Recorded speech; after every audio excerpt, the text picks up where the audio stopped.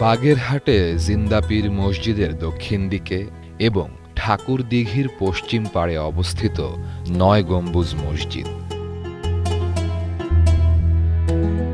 এই মসজিদটি নির্মাণ করা হয়েছিল ১৫ শতাব্দীতে।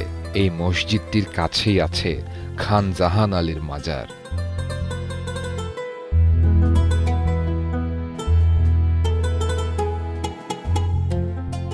প্রথাগতভাবেই মসজিদটির পশ্চিম দিকের দেওয়াল মক্কার দিকে মুখ করে আছে এবং এই দেয়ালের ভেতরের অংশেই বসানো হয়েছে মেহরাব। মসজিদটির ৪টি কোণায় মিনার বা সুউচ্চ গোলাকার টাওয়ার রয়েছে।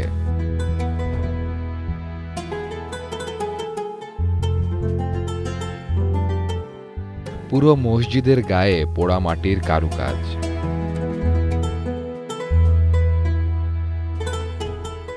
মসজিদের দেওয়ালগুলো বিশাল একটি গম্বুজ ধারণ করে, যার চারপাশে ৮টি ছোট ছোট গম্বুজ রয়েছে।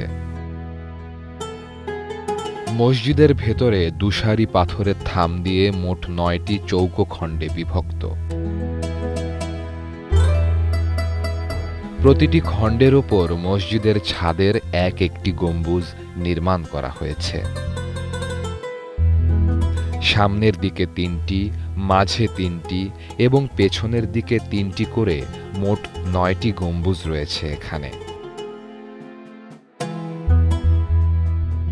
পশ্চিমের কেবলা দেওয়ালে নির্দিষ্ট দূরত্ব পরপর একটি করে মোট ৩টি অবতল মেহরাব আছে। মসজিদের সামনের দিকে মোট ৩টি দরজা রয়েছে।